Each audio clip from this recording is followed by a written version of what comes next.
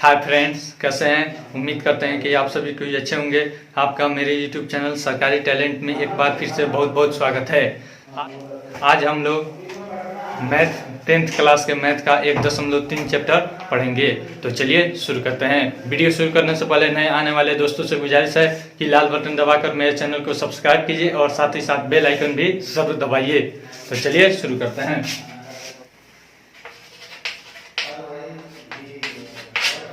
Exercise 1.3 पढ़ने से पहले सबसे पहले हम जानेंगे परिमेय संख्या और अपरिमेय संख्या क्या है। परिमेय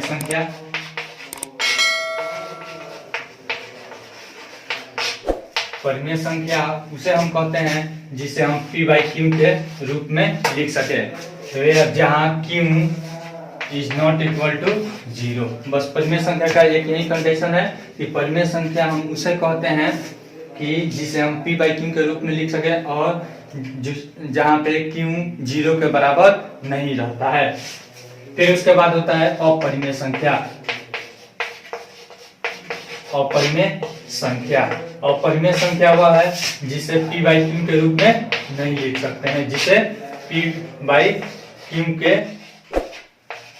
रूप में इसमें जैसे में हम डाल देते हैं 2/3, ठीक है ना जी। अब उसके बाद p/q के रूप में नहीं लिखा जा सके, नहीं लिखा जा सके, ठीक है। ये इसे हम कहते हैं अपरिमेय, जैसे में √2, पाई, √3 इत्यादि, ठीक है। ये सब हमारा हो गया परिमेय और अपरिमेय। अब इसमें एक और टर्म हमको जानना है जिसका नाम है सहअभाज्य संख्या, यानी कि को प्राइम नंबर। स्टार लगा देते हैं। सहअभाज्य संख्या, सहअभाज्य संख्या को प्राइम नंबर, को प्राइम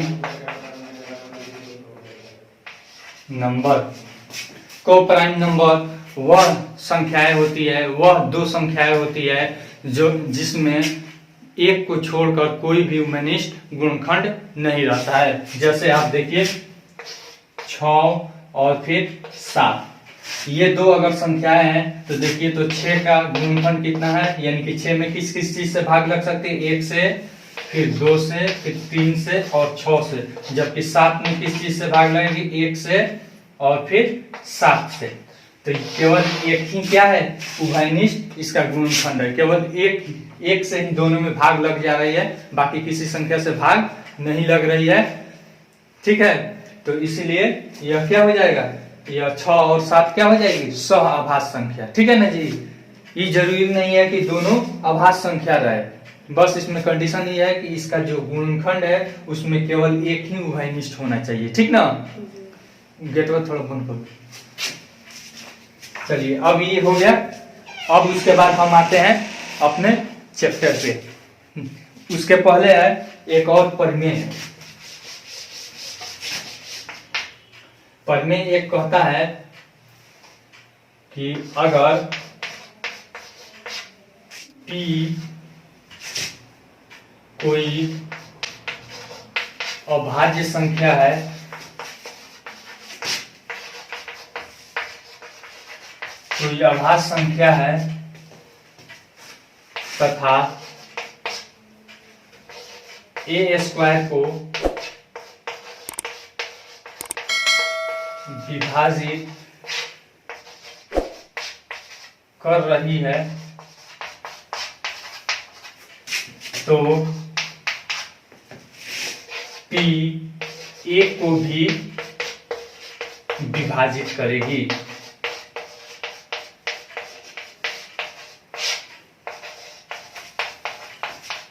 ठीक है। जैसे में आप देख लीजिए, जैसे हम ले लेते हैं 3, क्या ले लेते हैं 3, इस p बराबर क्या ले लेते हैं 3, और a² बराबर क्या ले लेते हैं, a² बराबर हम ले लेते हैं 81, क्या ले लेते हैं 81। तो अब देखिए अगर कह रहा है कि पी ए स्क्वायर को विभाजित कर रही है, यानी कि 3 से 81 में अगर भाग लग रहा है तो 3 ए को भी विभाजित करेगी, ठीक है ना। तो यहाँ पे 27 मत में 81 कट जाएगा, कटेगा कि नहीं कटेगा, कट जाएगा। फिर उसके बाद हम अब इसका ए का वैल्यू निकालते हैं। ए बराबर क्या हो जाएगा, रूट अंडर 81 बराबर 9। तो यहाँ पे 3 9 को भी विभाजित करेगी, क्या करेगी, 3 9 को भी विभाजित करेगी, कितनी आई 9, ठीक है। समझ में आया। इसका सिंपल थ्योरम है कि कोई संख्या अगर किसी संख्या के स्क्वायर को विभाजित कर रही है तो उस बिना स्क्वायर वाले संख्या को भी क्या करेगी, विभाजित करेगी, ठीक है।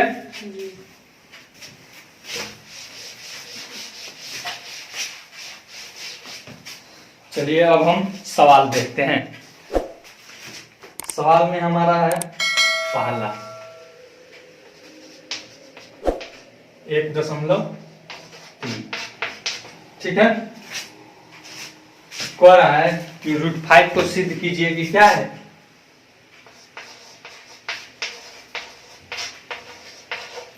सिद्ध करें कि √5 क्या है, एक अपरिमेय है, क्या है, यही ना कह रहा है, यही कह रहा है। तो अब देखिए √5 को सिद्ध करने के लिए मान लीजिए हमको दे देता है, कोई कह देता है गाय को कहता है कि क्या है, बकरी है, ठीक है। तो हम उसे कैसे बताएंगे कि यह गाय है बकरी नहीं है, तो उसको हम कुछ कंडीशन बताएंगे कि कहेंगे कि गाय की क्या होती है, लंबी पूंछ होती है, जबकि बकरी की छोटी पूंछ होती है, नहीं। तो कहेंगे कि गाय की लंबी पूंछ है इसलिए यह क्या है, इसकी लंबी पूंछ है इसलिए यह गाय है, यह बकरी नहीं है, ठीक है। तो इसी तरह से हम इसको मान लेते हैं। सॉल्यूशन यहां पे लिख देते हैं, माना कि √5 एक क्या है, परिमेय संख्या है, क्या है, एक परिमेय संख्या है, ठीक है।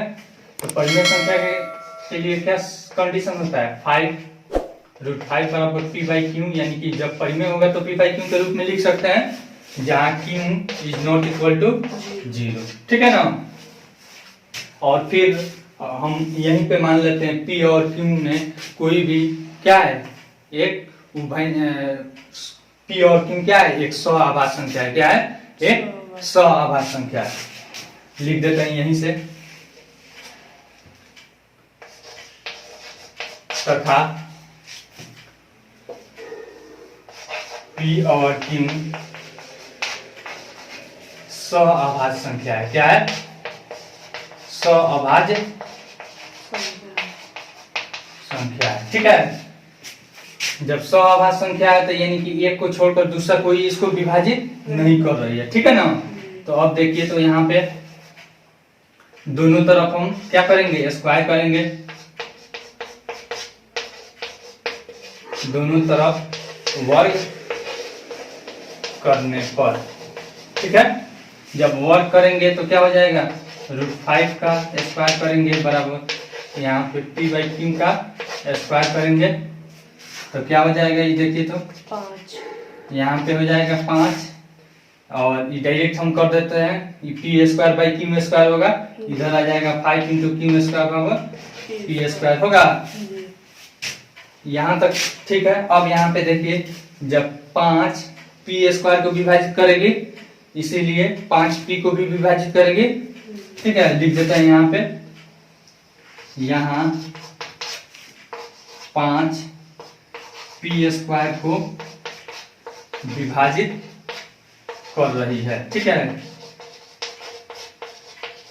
अतः 5 p को भी विभाजित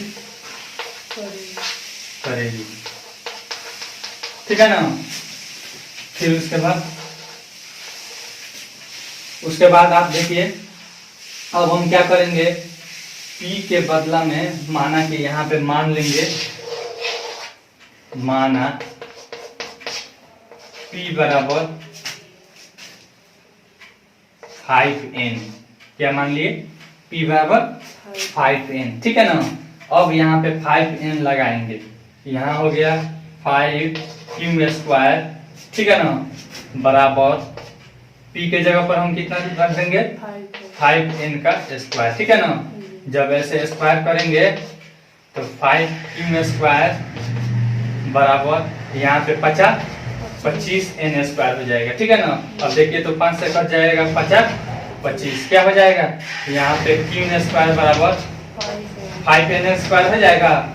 अब यहाँ देखिए तो 5q² को विभाजित कर रही है, अतः 5q को भी विभाजित करेगी नहीं तो, लेकिन हमने तो माना था कि p यहाँ पे p और q क्या है, और सआभाज्य संख्या है, अतः हमारा क्या हो जाएगी, मानना गलत हो जाएगी।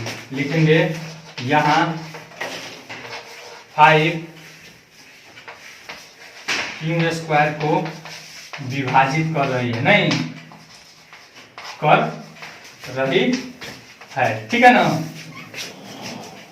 अतः क्या हो जाएगी, 5q को भी विभाजित करेगी, q को भी विभाजित करेगी, ठीक है,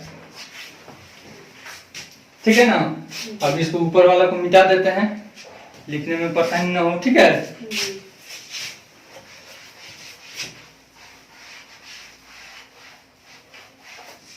यहाँ इतना दूर में हट जाएगा। अब देखिए तो हमने तो माना था कि P और Q क्या है, एक सआभाज्य संख्या है, उसको एक के अलावा और कोई भी संख्या नहीं काटेगी। लेकिन यहाँ पे हमने देखा कि 5P को विभाजित कर दे रही है और यहाँ पे 5Q को विभाजित कर रही है, ठीक है ना। और तो हमारा क्या हो जाएगी, मानना गलत हो जाएगी, ठीक है। यहाँ लिखेंगे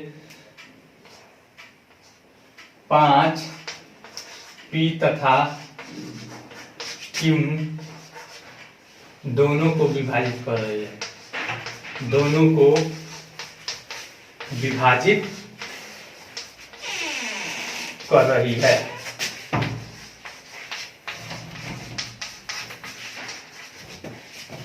अतः हमारा मानना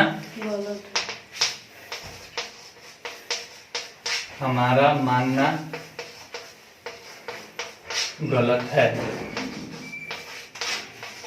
अतः हमारा मानना क्या है, गलत है।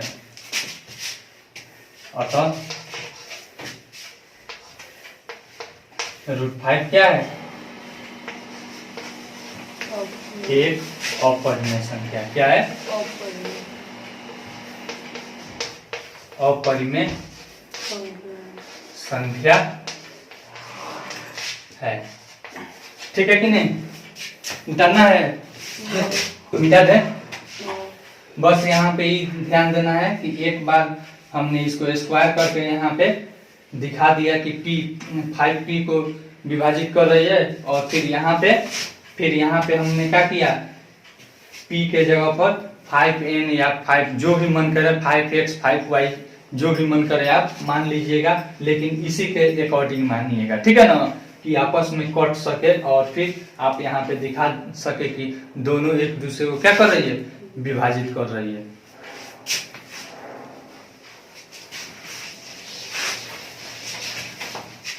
अगला सवाल क्या है, अगला ना तो दूसरा सवाल देखिए,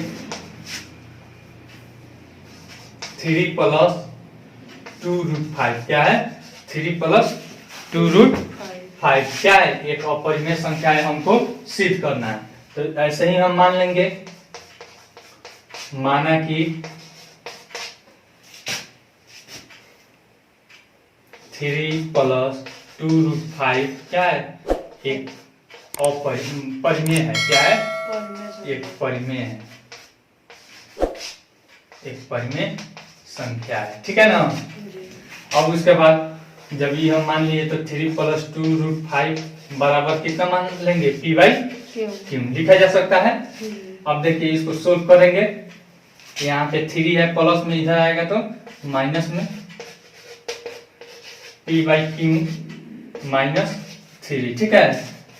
फिर यहाँ का चिन्ह दे देते हैं, 2√5 अब इसको सोल्व कीजिए तो इसके नीचे 1 छुपा है, तो क्यू का लॉसर क्या हो जाएगा नीचे, क्यू और 1 का लॉसर क्यू, और क्यू से क्यू में भाग दीजिए 1 मत में गुना कीजिए 1 मत से पी में पी हो जाएगा, फिर यहाँ पे माइनस 1 से क्यू में भागा कीजिए क्यू मत में, क्यू गुना 3 करेंगे तो 3 क्यू।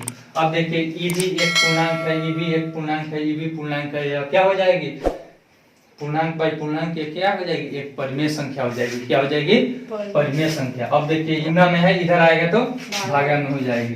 √5 बराबर p माइनस 3 क्यू बटा 2 क्यू, ठीक है ना।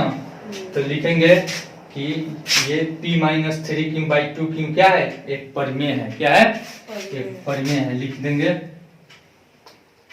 p minus 3 Q by 2 Q एक परिमेय है,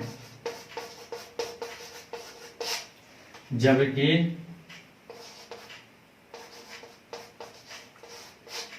√5 क्या है,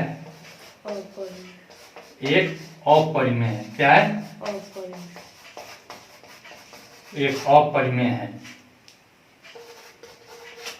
अतः हमारा मानना क्या हो जाएगा, गलत हो जाएगा। चौथी, अतः हमारा मानना क्या है, अतः हमारा मानना क्या है, गलत है। लिख देंगे इस प्रकार